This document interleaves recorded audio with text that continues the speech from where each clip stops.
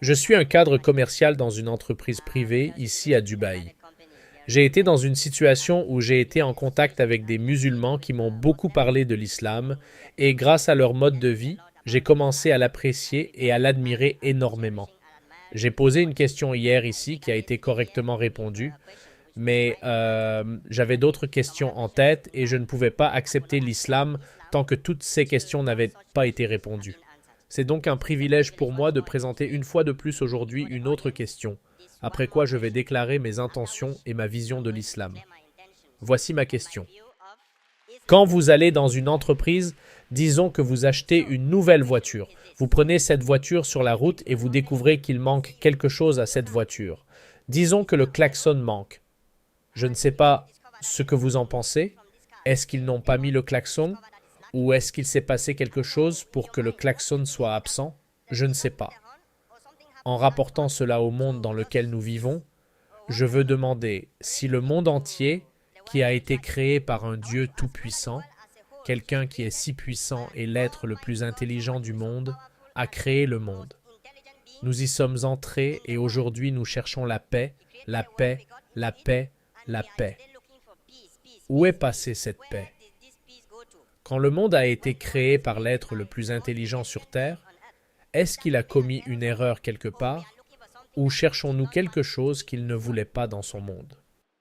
Frère, tu as posé une très bonne question. Je vais te donner un exemple à propos de la voiture. Tu connais la nouvelle voiture BMW, le dernier modèle, le modèle haut de gamme, tu sais, la série 7 ou même une Mercedes.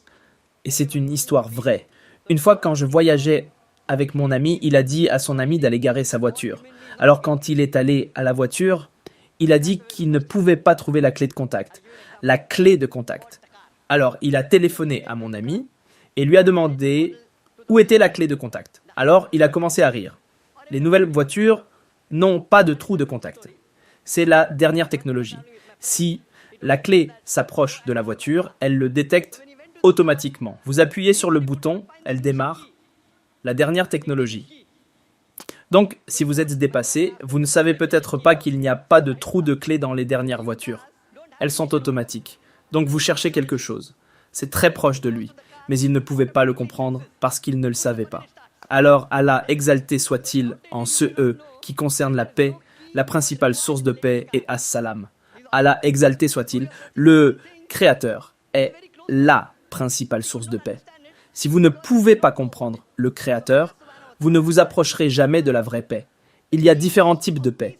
Certaines personnes pensent que si elles obtiennent le luxe, si elles obtiennent des installations, elles obtiennent la paix.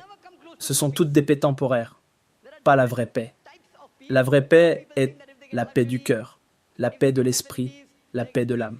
Quand votre cœur est en paix, quand votre esprit est en paix, quand votre corps est en paix.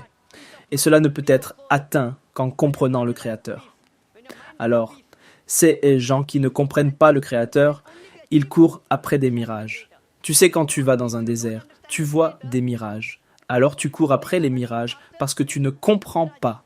Et pour comprendre le Créateur, comme je l'ai mentionné plus tôt, il te faut un manuel d'instruction. Tu n'as pas lu le manuel d'instruction de la dernière BMW. Tu lis le manuel d'instruction de BMW et tu essaies de trouver où est la clé de contact, où est le klaxon. Tu lis le manuel d'instruction, tu trouveras le klaxon, tu trouveras la clé de contact, ainsi que la paix. Et je suis d'accord avec toi, beaucoup de gens parlent de paix, beaucoup de pays parlent de paix. Ils parlent de leurs choses matérielles personnelles, à propos de leur sécurité. Ensuite, vous obtenez la paix. Mais la paix, c'est la paix de l'esprit, la paix du cœur, la paix de l'âme. Je ne sais pas de quoi tu parles à propos des autres êtres humains. Mashallah, je suis en paix. Je ne sais pas avec combien de personnes tu as interagi. Je peux te dire, Mashallah, moi, Dr Zakir Naik. Je suis en paix, Mashallah. Et j'ai trouvé la paix parce que l'islam vient du mot salam, qui signifie paix. C'est aussi dérivé du mot arabe qui signifie soumettre sa volonté à Dieu Tout-Puissant. Donc la vraie paix est, l'islam signifie la paix acquise en soumettant ta volonté à Dieu. Alors tant que tu ne soumettras pas ta volonté à Dieu, frère, tu n'acquerras jamais la vraie paix. J'espère que cela répond à la question. Vraiment. J'espère que cela répond à la question, frère. Oui, cela répond à ma question. Donc êtes-vous prêt à accepter l'islam? Vraiment, docteur. Merci beaucoup pour la clarification. Au moins, nous avons compris cela.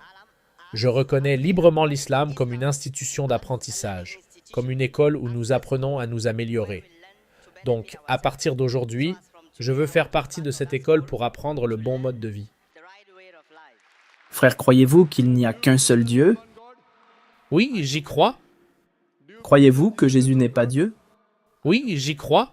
Mais qu'il est un messager de Dieu? Oui, je le crois. Croyez-vous que le prophète Muhammad, paix et salut sur lui, est un messager de Dieu? Oui, je le crois. Est-ce que quelqu'un vous force à accepter l'islam? Non, personne. Vous le faites de votre propre volonté? Oui, c'est ma volonté. Personne vous met la pression? Non, personne. Mashallah, je vais le dire en arabe et vous allez répéter.